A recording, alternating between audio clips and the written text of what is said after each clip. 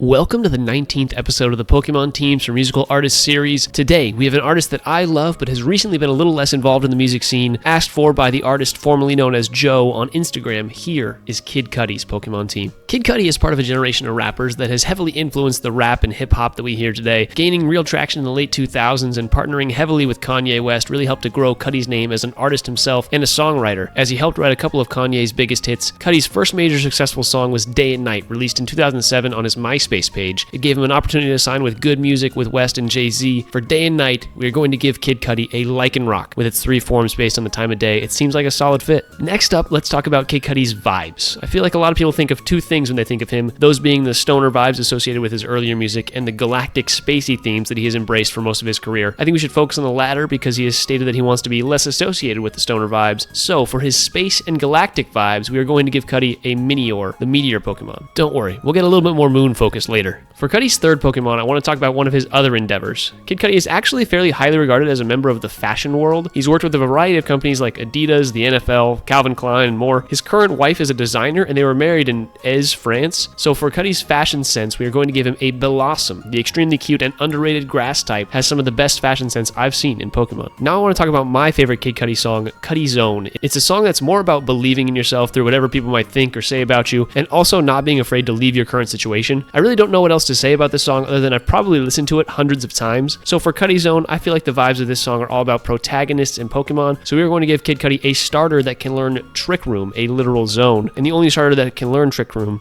is Delphox. For the penultimate Pokemon on his team, I want to dive into his acting career. Cudi has worked on quite a few projects over the last decade, but one of his more recent roles was in the Knuckles series from Sonic the Hedgehog. For that, I'm going to give him one of my favorite Pokemon in Togedemaru, the electric and steel type hedgehog. Finally, let's talk about Kid Cudi's best album and one of my favorite albums of all time, Man on the Moon, The End of Day. As I said before, Cudi has always been a guy who loves space, and specifically the moon. With 4 RIAA Platinum Awards and charting in the top 5 in the US upon its release, it's Cudi's most successful album by far. So for Man on the Moon, we are going to give Cudi a Lunala. It's basically the moon god Pokemon, and I just had to give Cudi a legendary. So there we go, Kid Cudi's Pokemon team. Let me know what Pokemon I got wrong, what you would change about his team, and what artists you would like to see next down in the comments.